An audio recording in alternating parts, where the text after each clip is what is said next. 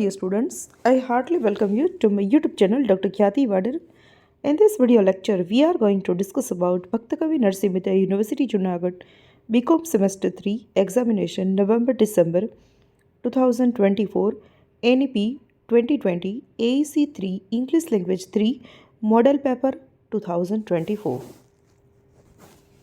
તો જે વિદ્યાર્થીઓ ભક્તકવિ નરસિંહ મહેતા યુનિવર્સિટી જૂનાગઢની એફિલિએટેડ કોલેજીસની અંદર બીકોમ સેમેસ્ટર 3માં સ્ટડી કરે છે અને જે લોકોએ ગુજરાતી, હિન્દી, ઇંગ્લિશ અને સંસ્કૃતમાંથી જે લોકોએ એઈસી એબિલિટી એન્હાન્સમેન્ટ કોર્સની અંદર ઇંગ્લિશ લેંગ્વેજ 3 સબ્જેક્ટ સિલેક્ટ કર્યો છે એમના માટે આ મોડેલ પેપર છે. આવતીકાલે તમારું પેપર છે તો એના માટે એક સેમ્પલ પેપર મેં રેડી કર્યું છે કે ઇંગ્લિશનું પેપર તમારું કેવું રહેશે. તો 25 માર્ક્સનું પેપર રહેશે, 1 કલાકનો તમારો સમય રહેશે. અગાઉના પેપર જે 50 માર્કના હતા એના માટે 2 કલાકનો સમય હતો, પણ આ પેપર તમારું 25 માર્કનું રહેશે, 2 ક્રેડિટનું છે એટલે તમારો સમય 1 કલાકનો રહેશે. તો તમારો સિલેબસ કઈ રીતે તમને પેપર સ્ટાઇલમાં પૂછાશે એ અહીંયા એક સેમ્પલ પેપરમાં મેં મૂકેલું છે, તો તમને કાલના પેપરનો એક આઈડિયા મળી જશે. તો અહીંયા બધા જ ક્વેશ્ચન કમ્પલસરી છે અને રાઇટ સાઈડ મેં માર્ક્સ બતાવેલા છે. તો તમારે આ રીતે ક્વેશ્ચન નંબર 1 એ હશે, answer the following questions in 1 line each. તમને ટેક્સ્ટના 4 યુનિટ છે, એમાંથી તમને એક વાક્યોના પ્રશ્નો પૂછશે. એ તમને 6 ક્વેશ્ચન્સ પૂછેલા હશે, એમાંથી 4ના આન્સર લખવાના છે અને એના 4 માર્ક્સ રહેશે, એટલે એક ક્વેશ્ચનનો 1 માર્ક રહેશે. સ્ટુડન્ટ્સ, આ જે તમારો ઓવરઓલ સિલેબસ છે એને કવર કરી અને મેં આ એક વિડીયો બનાવેલો છે, જેથી કરીને તમને એક પેપર માટેનું એક સેમ્પલ આઈડિયા મળી રહે, રફ આઈડિયા મળી રહે કે આખો સિલેબસ તમને એક્ઝામમાં કઈ રીતે પૂછાવાનું છે, કેટલા માર્ક્સનું પૂછાશે, તમારે એમાં કઈ રીતે લખવાનું છે. તો વિડીયો કમ્પ્લીટલી જોજો, તમારા ફ્રેન્ડ સાથે શેર કરજો. જો ચેનલ પર નવા હોય, સબસ્ક્રાઈબ ન કરી હોય તો ચેનલને સબસ્ક્રાઈબ કરી દેજો, બેલ આઇકન પ્રેસ કરી દેજો, જેથી કરીને તમારા જે કોલેજના 4 યર્સ છે, 4 યર્સના દરેક સેમેસ્ટરમાં ઇંગ્લિશ સબ્જેક્ટ આવવાનો છે. તો દરેક વર્ષના ઇંગ્લિશ સબ્જેક્ટના દરેક મોડેલ પેપર્સ અને સિલેબસના યુનિટના લેક્ચર્સ હું મારી ચેનલ પર અપલોડ કરવાની છું. તો આ ચેનલ તમને કોલેજના 4 વર્ષ દરમિયાન ઉપયોગી થવાની છે, તો ચેનલ સબસ્ક્રાઈબ કરવાનું ન ભૂલતા. તો આ રીતે તમને જે તમારી 4 સ્ટોરી છે એમાંથી તમને 1 લાઇન ક્વેશ્ચન્સ, એક વાક્યોના પ્રશ્નો પૂછાશે. તો 6 ક્વેશ્ચન્સ હશે, 4ના આન્સર લખવાના છે, 4 માર્ક્સ રહેશે. તો ક્વેશ્ચન નંબર 1 ડિસ્કસ કરીએ છીએ. When was Anand Mahindra born? Anand મહિન્દ્રાનો જન્મ ક્યારે થયેલો હતો? Anand Mahindra was born on 1st May 1955. 1st મેના 1955ની અંદર આનંદ મહિન્દ્રાનો બોર્ન થયેલો છે. સેકન્ડ ક્વેશ્ચન છે, what major vehicle did Mahindra and Mahindra launch in 2002? 2002માં મહિન્દ્રા એન્ડ મહિન્દ્રા ગ્રુપ છે ક્યુ વેહિકલ લોન્ચ કરે છે? તો answer is they launch the SUV Scorpio in 2002. 2002ની અંદર એ લોકો એસયુવી સ્કોર્પિયો લોન્ચ કરે છે, જે અત્યારે બહુ ફેમસ કાર છે. નેક્સ્ટ છે, વેર ડીડ મૂર્તિ બિગિન હિઝ કરિયર? મૂર્તિ છે એ પોતાનું કરિયર ક્યારે સ્ટાર્ટ કરે છે, ક્યાં સ્ટાર્ટ કરે છે? So he began as a graduate student at IIT Kanpur in 1968. 1968ની અંદર આઈઆઈટી કાનપુર જે છે ત્યાંથી એ પોતાનું ગ્રેજ્યુએશન એટલે કે એન્જિનિયરિંગ ડિગ્રી લે છે. વેન ડીડ મૂર્તિ ફાઉન્ડ ઇન્ફોસિસ? ઇન્ફોસિસની સ્થાપના ક્યારે કરે છે? સો હી કો ફાઉન્ડેડ ઇન્ફોસિસ ઇન 1981. 1981માં કો ફાઉન્ડેડ એટલે કે એ અને એમના પાર્ટનર સાથે મળી અને ઇન્ફોસિસ કંપનીની સ્થાપના કરે છે. નેક્સ્ટ છે, what is digital India? Digital India શું છે? So digital India is a campaign launch by the Indian government in 2015. 2015માં ભારત સરકાર દ્વારા લોન્ચ થયેલો એક પ્રોગ્રામ છે જેનું નામ છે ડિજિટલ ઇન્ડિયા. નેક્સ્ટ છે, વેન વોઝ સેમ મનેસ્કો બોર્ન? સેમ મનેસ્કોનો બોર્ન ક્યારે થયેલો હતો, જન્મ ક્યાં થયેલો હતો? સો સેમ મનેસ્કો was born on 3rd April 1914. 3 એપ્રિલ 1914ના એમનો બોર્ન થયેલો હતો. તો નેક્સ્ટ આવે છે ક્વેશ્ચન નંબર 1B. તો તમને પહેલો જે ક્વેશ્ચન 1A છે એમાં ટેક્સ્ટમાંથી એક વાક્યોના પ્રશ્નો પૂછશે, 4 લખવાના છે, 4 માર્ક્સ છે, ટોટલ 6 આપેલા હશે. ક્વેશ્ચન નંબર બીની અંદર તમને શોર્ટ આન્સર ક્વેશ્ચન્સ એટલે 3 થી 4 વાક્યોના આન્સર લખવાના રહેશે અને એ તમને 3 આપેલા હશે, 2 લખવાના છે, 6 માર્ક્સ છે. એક ક્વેશ્ચનના 3 માર્ક્સ રહેશે, એટલે મેક્સિમમ તમે 4 થી 5 લાઇન અને મિનિમમ 3 થી 4 લાઇનનો એક આન્સર લખવાનો રહેશે. તો ચલો એ પણ થોડા સેમ્પલ ક્વેશ્ચન્સ ડિસ્કસ કરી લઈએ છીએ, કઈ રીતે તમે આન્સર લખશો. ફર્સ્ટ ક્વેશ્ચન છે, when and where was Anand Mahindra born? ક્યારે અને ક્યાં આનંદ મહિન્દ્રાનો જન્મ થયેલો હતો? So Anand Mahindra was born on 1st May 1955 in Mumbai, Maharashtra. He belongs to a prominent business family. His grandfather KC Mahindra established the Mahindra Group, which became one of the leading industries house in India. આનંદ મહિન્દ્રાનો જન્મ 1 મેના 1955માં મુંબઈમાં થયેલો હતો. મહારાષ્ટ્રની અંદર એક ખૂબ જ પ્રખ્યાત બિઝનેસ ફેમિલીમાંથી આવે છે. તેમના દાદા જે છે કેસી મહિન્દ્રા, એમણે આ મહિન્દ્રા ગ્રુપ કંપનીની સ્થાપના કરેલી હતી અને એ અત્યારે ઇન્ડિયાની લીડિંગ ઇન્ડસ્ટ્રીયલ કંપની બની ગઈ છે. સેકન્ડ છે, what are the important components of digital India? Digital ઇન્ડિયાના મહત્ત્વના ભાગ કયા કયા છે? Some important components of digital India are broadband highways for fast internet, universal mobile access, public wifi spots, e governance, e Kranti for digital services and making government information easily available online. તો digital ઇન્ડિયાના જે મહત્ત્વના ભાગ છે એની અંદર આવે છે તો કે એકદમ ફાસ્ટ ઇન્ટરનેટ મળી રહે એ માટે બ્રોડબેન્ડ હાઈવેઝ મૂકેલા છે. યુનિવર્સલ મોબાઈલ એક્સેસ, કે દરેક વ્યક્તિ પોતાના મોબાઈલની અંદર વાઈફાઈ દ્વારા અથવા તો મોબાઈલ ડેટા દ્વારા ઇન્ટરનેટનો યુઝ કરી શકે. પબ્લિક વાઈફાઈ સ્પોર્ટ્સ, આપણે રેલવે સ્ટેશન પર જઈએ અથવા તો હોટેલ્સની અંદર જઈએ તો ત્યાં પબ્લિક વાઈફાઈના સ્પોર્ટ્સ મૂકેલા હોય છે, જેથી કરીને આપણે એ વાઈફાઈનો યુઝ કરી અને ઇન્ટરનેટની ફેસિલિટીઝથી આપણે ઓનલાઈન વર્ક કરી શકીએ. ઈ ગવર્નન્સ, ગવર્મેન્ટની દરેક જગ્યાએ વેબસાઇટ્સ પર આપણે ઓનલાઈન ફોર્મ ભરીને અથવા તો આપણી ક્વેરી છે એનું સોલ્યુશન લાવીને અથવા તો કોઈ પણ ફરિયાદ કરવી હોય તો પણ આપણે ઓનલાઈન કરી શકીએ છીએ, તો એ ઈ ગવર્નન્સ છે. ઈ ક્રાંતિ ફોર ડિજિટલ સર્વિસીસ, અલગ અલગ ડિજિટલ સર્વિસીસ જેમ કે આપણે ઓનલાઈન શોપિંગ કરી શકીએ છીએ, ઓનલાઈન ટ્રાન્ઝેક્શન્સ કરી શકીએ છીએ, બારકોડ સ્કેન કરી અને પેમેન્ટ કરી શકીએ છીએ. તો આ રીતે ડિજિટલ સર્વિસીસનો ઓનલાઈન યુઝ કરી શકીએ છીએ. And making government information easily available online, અને સરકારને લગતી કોઈ પણ માહિતી આપણે મેળવવી હોય તો સોશિયલ મીડિયાના પ્લેટફોર્મ્સથી અથવા તો ટ્વિટર દ્વારા અથવા તો વેબસાઇટ્સ દ્વારા આપણે કોઈ પણ ગવર્મેન્ટ એમ્પ્લોઈઝની માહિતી મેળવી શકીએ છીએ. તો આ અલગ અલગ ડિજિટલ સર્વિસીસ જે છે એ ડિજિટલ ઇન્ડિયાનો ભાગ છે. નેક્સ્ટ ક્વેશ્ચન આવે છે, how did a chance event in 1968 influence Murthy's career path? 1968માં એવો કયો ઇન્સિડન્ટ બન્યો કે જેને કારણે નારાયણ મૂર્તિનો જે પાર્ટ છે, રસ્તો છે, એનો કરિયર છે એ ચેન્જ થઈ ગયું? While a graduate student at IIT Kanpur, Murthy met a computer scientist to discuss the future of computer science. IIT કાનપુરમાં Narayan મૂર્તિ જે છે એ એક કમ્પ્યુટર સાયન્ટિસ્ટની ડિગ્રી મેળવતા હોય છે અને એ ગ્રેજ્યુએશનની ડિગ્રી મેળવતા હોય છે એન્જિનિયરિંગની, પણ ત્યારે એક કમ્પ્યુટર સાયન્ટિસ્ટને મળે છે અને એ ફ્યુચરમાં કમ્પ્યુટર સાયન્સનો શું યુઝ રહેશે, કમ્પ્યુટર કઈ રીતે આગળ વધશે અને કમ્પ્યુટર શીખવું કેટલું જરૂરી છે અને કમ્પ્યુટર ફિલ્ડનો ગ્રોથ શું રહેશે ફ્યુચરમાં, એ એને સમજાવે છે. અને ત્યાર પછી નારાયણ મૂર્તિ છે પોતે એન્જિનિયરિંગ છોડી અને કમ્પ્યુટર ફિલ્ડની અંદર આવી જાય છે. તો આ જે એક ઇવેન્ટ હતો, આ જે એમની બંનેની વાતચીત હતી નારાયણ મૂર્તિની અને જે કમ્પ્યુટર સાયન્ટિસ્ટ એને જે મળેલા હતા, એ બંનેની વાતચીતને કારણે એ એનું કરિયર છે ચેન્જ કરે છે. This encounter inspired Murthy to change his career direction towards information technology. અને આ જ વાતચીતને કારણે નારાયણ મૂર્તિ ઇમ્પ્રેસ થઈ છે, એ કમ્પ્યુટર સાયન્સનું ઇમ્પોર્ટન્સ સમજે છે અને એ પોતે ઇન્ફોર્મેશન ટેકનોલોજીના ફિલ્ડમાં આગળ વધે છે. નેક્સ્ટ ક્વેશ્ચન આવે છે ક્વેશ્ચન નંબર 2A. તો તમારો ક્વેશ્ચન 1A અને 1B છે એ વન લાઇન ક્વેશ્ચન અને શોર્ટ આન્સર ક્વેશ્ચન્સ યુનિટ 1 ટેક્સ્ટમાંથી હશે, ટેક્સ્ટના 4 યુનિટમાંથી. ટેક્સ્ટના યુનિટમાં ફર્સ્ટ યુનિટ આનંદ મહિન્દ્રાનું મેં ઓલરેડી અપલોડ કરેલું છે. બાકીના જે 3 યુનિટ છે હું આજે અપલોડ કરવાની છું, તો એ તમને રાત સુધીમાં વિડીયોઝ મળી જશે, તો તમે સ્ટડી કરી લેજો. તો એ જે બાકીના જે 3 યુનિટ જે છે ટેક્સ્ટના, એના પણ ક્વેશ્ચન આન્સર આજે આપણે ડિસ્કસ કરવાના છે, વન લાઇન ક્વેશ્ચન્સ અને શોર્ટ ક્વેશ્ચન્સ. તો વિડીયોઝ જોતા રહેજો અને જે લોકોએ ચેનલ હજી પણ સબસ્ક્રાઈબ ન કરી હોય તો ચેનલ સબસ્ક્રાઈબ કરી દેજો, એટલે તમને નોટિફિકેશન તરત જ મળી જશે. તો હવે આપણે ગ્રામર સેક્શન જોવાનું છે. ક્વેશ્ચન નંબર 2A, તો એની અંદર તમને ટેન્સીસની ખાલી જગ્યાઓ પૂછાશે. તો એમાં તમને આ રીતે પૂછાયેલું હશે, fill in the blanks with appropriate verb forms with the verbs given in the bracket. તમને અહીંયા એક ખાલી જગ્યા આપેલી હશે, મેં આન્સર ઓલરેડી આપેલા છે એટલે અહીંયા ખાલી જગ્યા તમને બતાવતી નથી, પણ એક્ઝામમાં આન્સર નહીં હોય એટલે તમારે ખાલી જગ્યા પૂરવાની રહેશે. કાઉન્સમાં તમને એક ઓપ્શન મળેલું છે, મીન્સ કે ત્યાં વર્બ્સ આપેલા છે અને આ જે ટૉપિક છે એ તમને 8માંથી લઈને 12મા સુધીમાં વર્બ ફોર્મ્સ તરીકે અથવા તો ટેન્સીસ તરીકે આવી ગયો છે. તો ટેન્સીસ પ્રેઝન્ટ, પાસ્ટ અને ફ્યુચરના જેટલા 12 ટેન્સીસ છે એના વિડીયો લેક્ચર્સ પણ મેં મારી ચેનલ પર મૂકેલા છે.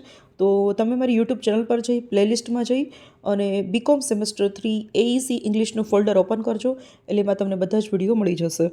તો અહીંયા તમને ટેન્સીસની ખાલી જગ્યા આપેલી છે, 3 માર્કની છે, 3 આપેલી હશે, ઓપ્શન કોઈ હશે નહીં તમારે, એટલે તમારે 3 સાચી લખવાની રહેશે, ખાલી જગ્યા વાંચવાની છે અને કાઉન્સમાં આપેલો જે વર્બ છે એનું પ્રોપર ફોર્મ મૂકવાનું રહેશે. તો ફર્સ્ટ છે Vrishin blank playing with his friends. Vrishin છે તેના ફ્રેન્ડ સાથે રમે છે. તો આ એક રેગ્યુલર એક્ટિવિટી છે. તો જ્યારે થર્ડ પર્સન સિંગ્યુલર એટલે કે ત્રીજો પુરુષ એક વચન હોય, જ્યારે સબ્જેક્ટ એક વચનમાં હોય, સિંગલ સબ્જેક્ટ હોય તો આપણે વર્બની સાથે એસ કે યસ મૂકીએ છીએ. તો અહીંયા એન્જોયની પાછળ એસ આવશે. તો અહીંયા આવશે Vrishin enjoys playing with his friends. Next છે I blank in an office at present. તો કાઉન્સમાં આપેલું છે વર્ક, કે હું અત્યારે ઓફિસમાં કામ કરું છું. તો એટ પ્રેઝન્ટ એવું બતાવે છે કે અત્યારે કોઈ ક્રિયા ચાલુ છે, અત્યારે બની રહ્યું છે. તો જ્યારે કોઈ ક્રિયા વર્તમાનમાં ચાલુ હોય ત્યારે આપણે am is are verb plus આઈએનજીનો યુઝ કરીએ છીએ. તો આઈ છે એટલે આપણે એમનો યુઝ કરશું, અને વર્કની સાથે આઈએનજી યુઝ કરશું એટલે વર્કિંગ થઈ જશે. એટલે આન્સર આવશે I am working in an office at present. Next આવે છે mummy blank has eaten mummy blank an apple just now. Eat આપેલું છે. આન્સર મેં ઓલરેડી લખેલા છે એટલે જ્યારે પણ બ્લેન્ક વાંચું છું તો આન્સર બોલાઈ જાય છે. બટ અહીંયા આન્સર હું તમને રીઝન આપીશ કે શું કામ મેં આ ઓપ્શન મૂક્યું છે. તો ઈટ છે તમને એક વર્બ આપેલું છે. તો આ રીતે તમને ખાલી જગ્યા આપશે અને કાઉન્સમાં એક વર્બ આપશે. તો વર્બનું પ્રોપર ફોર્મ તમારે મૂકવાનું રહેશે. તો mummy blank an apple just now. Just નાઉનો મિનિંગ હમણાં જ. જ્યારે કોઈ ક્રિયા હમણાં જ પૂરી કરી હોય, પ્રેઝન્ટમાં કમ્પ્લીટ કરી હોય તો જસ્ટ નાઉનો યુઝ થાય છે. તો જસ્ટ નાઉ છે એ જ્યારે પણ યુઝ થાય ત્યારે have has verb V3 use થાય છે. તો મમ્મી સિંગલ છે એટલે કે સિંગલ સબ્જેક્ટ છે તો હેઝનો યુઝ થશે. અને ઈટનું V3 એટલે કે ઇટન થશે. ઈટ, એટ અને ઇટન અને ઇટિંગ આ 4 ફોર્મ છે. તેમાંથી થર્ડ ફોર્મ ઇટન આવશે. એટલે mummy has eaten an apple just now આ રીતે આવશે. ત્યાર પછી ક્વેશ્ચન નંબર બી જોઈએ છે. ક્વેશ્ચન નંબર બી જોઈએ છે. Question 2B, do as directed. તો અહીંયા તમને સબ્જેક્ટ વર્બ એગ્રીમેન્ટની ખાલી જગ્યા પૂછાશે. તો આ રીતે ખાલી જગ્યા આપેલી હશે, નીચે 4 ઓપ્શન આપેલા હશે અને 3 ખાલી જગ્યા આપેલી હશે અને એ 3 તમારે લખવાની રહેશે. તો એક ખાલી જગ્યા હશે અને નીચે તમને વર્બ આપેલું હશે તો એ વર્બનું પ્રોપર ફોર્મ મૂકવી અને તમારે ખાલી જગ્યા પૂરવાની રહેશે. તો ફર્સ્ટ છે the dog blank in the yard every morning. કે ડોગ છે એ યાર્ડમાં દરરોજ સવારે જાય છે અથવા તો રમે છે. તો અહીંયા પ્લે, પ્લેસ, પ્લેડ અને પ્લેઇંગ છે. તો ડોગ સિંગલ છે એટલે પ્લેસ આવશે. સેકન્ડ છે neither the manager nor the employees blank responsible for the error. હવે તમને લોકોને એવું થતું હશે કે આ કયા સબ્જેક્ટ સાથે કેવું વર્બ મૂકવું, કઈ રીતે ખ્યાલ આવશે. તો તમે પ્લે લિસ્ટમાં જશો અને મારું બીકોમ સેમ 3 AEC ઇંગ્લિશનું ફોલ્ડર ઓપન કરશો એટલે એમાં તમારે એક વિડીયો છે સબ્જેક્ટ વર્બ એગ્રીમેન્ટ અથવા તો કોન્કોર્ડ અને સબ્જેક્ટ વર્બ એગ્રીમેન્ટ બંને એક જ છે. તો એ તમારે વિડીયો ઓપન કરવાનો છે અને એમાં લગભગ 30 થી 35 રૂલ્સ બતાવેલા છે અને એક વખત જોઈ જશો એટલે તમને ખ્યાલ આવશે કે તમારે આ ખાલી જગ્યા કઈ રીતે ફિલઅપ કરવાની છે. બહુ ઇઝી આપેલું છે અને ગુજરાતી ટ્રાન્સલેશન સાથે સમજાવ્યું છે એટલે તમને ડિફિકલ્ટ નહીં લાગે. તો એક વખત સબ્જેક્ટ વર્બ એગ્રીમેન્ટ અથવા તો કોન્કોર્ડનો વિડીયો જોઈ લેજો એટલે તમને આ જે ટોપિક છે એ આવડી જશે. તો અહીંયા છે neither the manager nor the employee blank responsible for the error. Manager કે એમ્પ્લોયી બેમાંથી એક પણ આ ભૂલ માટે જવાબદાર નથી. તો નીધર અથવા તો નાઇધર નોરનો મિનિંગ થાય છે કે બેમાંથી એક પણ નહીં. હવે ઇંગ્લિશના રૂલ્સ પ્રમાણે જ્યારે સબ્જેક્ટમાં કોઈ પણ ન હોય તો આપણે ઇઝ કે વોઝનો યુઝ કરી શકીએ. તો અહીંયા તમે જોશો કે જ્યારે કોઈ પણ નથી પણ અહીંયા પ્રેઝન્ટેન્સની વાત કરી છે તો આપણે ઇઝનો યુઝ કરશું. એટલે કે જ્યારે કોઈ પણ સબ્જેક્ટ ન હોય ત્યારે આપણે એક વ્યક્તિ છે એવું ધ્યાનમાં રાખી અને આપણે સબ્જેક્ટનો વર્બ મૂકવાનું રહેશે. તો અહીંયા મેનેજર કે એમ્પ્લોયી કોઈ પણ નથી એટલે જ્યારે સબ્જેક્ટ 0 છે તો જ્યારે કોઈ સબ્જેક્ટ ન હોય ત્યારે આપણે ઇઝ મૂકશું. Neither the manager nor the employee is responsible for the error. Next આવે છે the list of items blank on the table. તો અહીંયા આપેલું છે કે આઇટમનું જે લિસ્ટ છે એ ટેબલ પર પડેલું છે.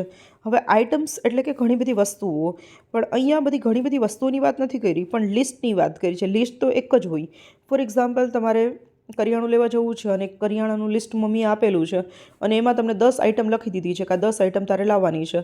તો એ 10 આઇટમ નથી ગણવાની પણ આપણે એક જ લિસ્ટ લઈને જવાનું છે. 10 આઇટમનું લિસ્ટ નથી, 10 આઇટમનું લિસ્ટ છે પણ લિસ્ટ તો એક જ છે. એટલે અહીંયા લિસ્ટની વાત કરી છે, અલગ અલગ આઇટમ્સની વાત નથી કરી. તો જ્યારે આ રીતે બહુવચનમાં કોઈ નાઉન આપેલું હોય ખાલી જગ્યાની પહેલાં અને એની પહેલાં જો ઓફ આપેલું હોય તો સમજવાનું કે એક જ વસ્તુની ઉલ્લેખ કર્યો છે. તો અહીંયા આવશે the list of items is on the table.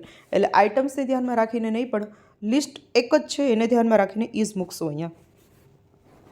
Next છે the news blank quite shocking. હવે તમને એવું થશે કે ન્યૂઝ તો ઘણા બધા હોય છે, તો અહીંયા વોઝ કેમ મૂક્યું છે? હવે ન્યૂઝ જે છે એક કલેક્ટિવ નાઉન છે. જેમ કે પોલીસ છે, ન્યૂઝ છે, એવા ઘણા બધા વર્ડ્સ એવા છે કે જે ઓલવેઝ ગ્રુપમાં હોય છે. હવે આપણે કોઈ ન્યૂઝપેપરમાંથી એક ન્યૂઝ વાંચીએ ને તો એ ન્યૂઝ જ કહેશું, અને 10 ન્યૂઝ વાંચશું તો પણ ન્યૂઝ જ કહેશું. તો ન્યૂઝ ગમે એટલા હોય એ હંમેશા એક વચનમાં ગણાય છે. તો અહીંયા આવશે the news was quite shocking. આપણે પાસ્ટની વાત કરી છે, કદાચ અહીંયા તમને ઇઝ આપેલું હોય તો તમે એમ લખી શકો the news is quite shocking. તો અહીંયા આપણે સબ્જેક્ટ ઓફ એગ્રીમેન્ટનો ટોપિક પૂરો કર્યો છે. હવે જોઈએ છે question number 2C, identify the types of sentence. Students, મારી ચેનલ પર આ વિડીયો પણ મેં મૂકેલો છે ટાઇપ્સ ઓફ સેન્ટેન્સનો. એક વખત પ્લેલિસ્ટમાં જઈને ચેક કરી લેજો. ટાઇપ્સ ઓફ સેન્ટેન્સ બહુ સરસ રીતે એક્ઝામ્પલ્સ વાઇઝ મેં સમજાવ્યા છે, જે ટોટલ 5 ટાઇપ્સના સેન્ટેન્સ આવે છે. જો તમને વિડીયો ન મળે તો મને કોમેન્ટ કરજો, તો હું તમને લિંક શેર કરી દઈશ. તો તમને અહીંયા આ રીતે 4 સેન્ટેન્સ પૂછેલા હશે, અને એમાં તમને પૂછેલું હશે કે તમારે આ સેન્ટેન્સનો પ્રકાર ઓળખવાનો છે. ટાઇપ્સ ઓફ સેન્ટેન્સ એટલે કે આ કયા પ્રકારનું વાક્ય છે, અને એના 4 માર્ક્સ રહેશે. તો અહીંયા ટોટલ મેં 4 વાક્યો આપેલા છે, કેમ કે એક્ઝામમાં તમને 4 જ પૂછાવાના છે. તો એક્ઝામમાં જે રીતનું પેપર હશે એ જ રીતે મેં આ મોડેલ પેપર તમારા માટે બનાવ્યું છે. તો ફર્સ્ટ સેન્ટેન્સ જોઈએ છે, વાય આર યુ લેટ? તમે કેમ મોડા છો? તો આ સેન્ટેન્સ એક પ્રશ્નાર્થવાચક વાક્ય છે, અને ઇંગ્લિશમાં એને કહેવાય છે ઇન્ટ્રોગેટિવ સેન્ટેન્સ. તો ઇન્ટ્રોગેટિવ સેન્ટેન્સ છે એ એનો પ્રકાર છે. નેક્સ્ટ છે I am working on this project. હું આ પ્રોજેક્ટ પર કામ કરું છું. તો એક સિમ્પલ વાક્ય છે, હકાર વાક્ય છે, તો એને ઇંગ્લિશમાં કહેશું ડિક્લેરેટિવ સેન્ટેન્સ. નેક્સ્ટ છે ડુ યોર વર્ક પ્રોપરલી. તમે તમારું કામ પ્રોપરલી કરો. તો આ એક આદેશ કર્યો છે, ઓર્ડર કર્યો છે, સજેશન આપ્યું છે, તો એને કહેવાય છે ઇમ્પેરેટિવ સેન્ટેન્સ. નેક્સ્ટ છે વોટ અ મૂવી. કેટલું સરસ મૂવી છે. તો જ્યારે કોઈ વસ્તુને આશ્ચર્યથી આપણે કહેતા હોય અથવા તો કોઈના વખાણ કરતા હોય તો એને એક્સક્લેમેટરી સેન્ટેન્સ કહેવાય છે. અને વોટ અ મૂવી પછી તમે જોયું હશે કે અહીંયા એક ઊભો એક એરો કરીને સાઇન આપેલું છે, તો એ એક્સક્લેમેટરીનું સાઇન છે. તો ક્યારેય કોઈ વાક્યની પાછળ જો પ્રશ્નાર્થ આપેલું હોય તો ઇન્ટ્રોગેટિવ સેન્ટેન્સ સમજવાનું, અને ક્યારેય આ રીતે એક્સક્લેમેટરીનું સાઇન આપેલું હોય તો એને એક્સક્લેમેટરી સેન્ટેન્સ સમજવાનું. તો આ રીતે તમારે સેન્ટેન્સને આઈડેન્ટિફાઈ કરવાના રહેશે. નેક્સ્ટ તમારો ક્વેશ્ચન આવશે question number 3A, translate the sentence or paragraph. અહીંયા તમને ઇંગ્લિશમાં કાં તો 3 વાક્યો આપેલા હશે જેનું તમારે ઇંગ્લિશમાંથી ગુજરાતી કરવાનું રહેશે, અને કાં તો તમને એક નાનો પેરેગ્રાફ આપેલો રહેશે અને એ પેરેગ્રાફનું તમારે ઇંગ્લિશમાંથી ગુજરાતી કરવાનું રહેશે. ટ્રાન્સલેશન ઇંગ્લિશમાંથી ગુજરાતીમાં કઈ રીતે કરવું એનો પણ મેં વિડીયો બનાવીને અપલોડ કરેલો છે. પ્લેલિસ્ટમાં જોઈ લેજો એટલે તમને ખ્યાલ આવી જશે કે ટ્રાન્સલેશન કઈ રીતે કરવું. તો એ 3 માર્કનું તમને પૂછાશે. આ વખતે સેમ 3નું NEP 2020 પ્રમાણે ન્યૂ સિલેબસ છે, એટલે પેપર સ્ટાઇલમાં તો આપેલું છે કે કાં તો સેન્ટેન્સ પૂછાશે અને કાં તો પેરેગ્રાફ પૂછાશે. પણ હજી સુધી આ જે ન્યૂ સિલેબસની એક્ઝામ તમારી ફર્સ્ટ ટાઈમ લેવાશે, એટલે ખ્યાલ આવશે કે પેપર જે સેટ કરે છે એ સેન્ટેન્સ પૂછે છે કે પેરેગ્રાફ પૂછે છે. કોઈ પણ રીતે પૂછે, આપણે ઇંગ્લિશમાંથી ગુજરાતીમાં કરવાનું રહેશે.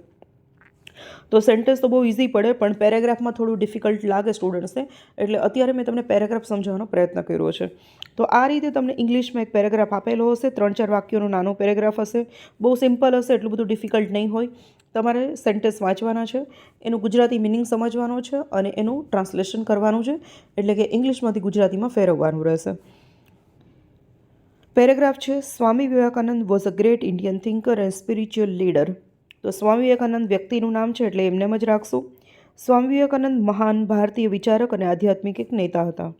હી was born on 12th January 1863 in Kolkata. Swami Vivekananda છે 12મી જાન્યુઆરી 1863માં કોલકાતાની અંદર એમનો જન્મ થયેલો હતો. His teachings focused on youth education and service two humanity. તેમના જે ઉપદેશ છે યુવાનો માટે શિક્ષણ અને માનવતાની સેવા પર આધારિત હતા. He is famous for his inspiring speech at Chicago Parliament of Religions in 1893. 1893માં એમણે ધર્મ પરિષદ શિકાગોમાં જે થયેલી ત્યાં 1893માં એમણે જે એક ઇન્સ્પાયરિંગ ભાષણ આપ્યું હતું એના માટે એ જાણીતા હતા. His life inspires people even today.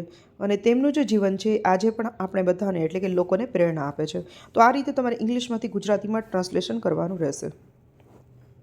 Last તમારો ટોપિક રહેશે question number 3A, give synonyms and antonyms. તો અહીંયા તમને 2 સિનોનિમ્સ અને 2 એન્ટોનિમ્સ. સિનોનિમ્સ એટલે સમાનાર્થી અને એન્ટોનિમ્સ એટલે વિરુદ્ધાર્થી. તો આ રીતે 4 પૂછેલા હશે. 4 તમારા સાચા હોવા જોઈએ, કેમ કે 1નો અડધો માર્ક્સ છે, 4ના 2 માર્ક રહેશે. અને સિનોનિમ્સ અને એન્ટોનિમ્સનું લિસ્ટ પણ જે દર વર્ષે એક્ઝામમાં પૂછાતા હોય એવા મોસ્ટ ઇમ્પોર્ટન્ટ સિનોનિમ્સ એન્ટોનિમ્સનું લિસ્ટ 50 સિનોનિમ્સ 50 એન્ટોનિમ્સ. સિનોનિમ્સ એટલે સમાનાર્થી શબ્દો અને એન્ટોનિમ્સ એટલે વિરોધાર્થી શબ્દો.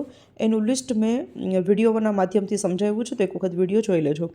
તો સિનોનિમ્સ એટલે સમાનાર્થી શબ્દ. તમને અહીંયા સ્પેલિંગ આપેલો હશે. તમારે સિનોનિમ્સ હોય ત્યાં તમારે એનો સમાનાર્થી શબ્દ લખવાનો છે. જે એન્ટોનિમ્સ આપેલું હોય તો તમારે એ શબ્દનો વિરુદ્ધાર્થી શબ્દ લખવાનો છે. તો ઓલવેઝનો મિનિંગ થાય છે હંમેશા અથવા તો ફોરએવર. નેક્સ્ટ છે સિલેક્ટ. સિલેક્ટનો મતલબ થાય છે કે કોઈ પણ વસ્તુને ચૂઝ કરવી. તો સિલેક્ટનું સિનોનિમ થશે ચૂઝ. સિનોનિમ 2 લખ્યા છે અને હવે જોઈએ છે એન્ટોનિમ્સ.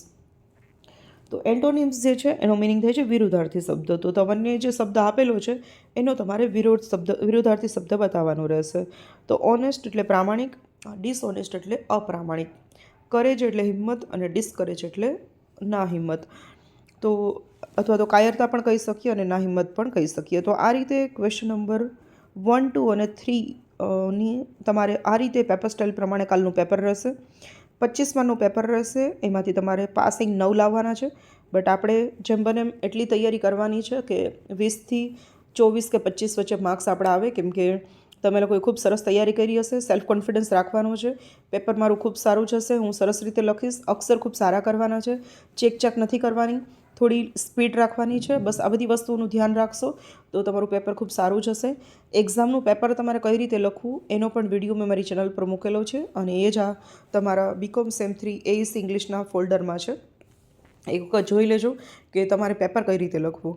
તો આ તમારું મોડેલ પેપર હતું. તમને લોકોને આઈડિયા આવી ગયો હશે કે તમારું ઇંગ્લિશનું પેપર કેવું રહેશે. તો મળીએ છીએ નેક્સ્ટ વિડીયોની અંદર. ત્યાં સુધી thank you everyone for watching.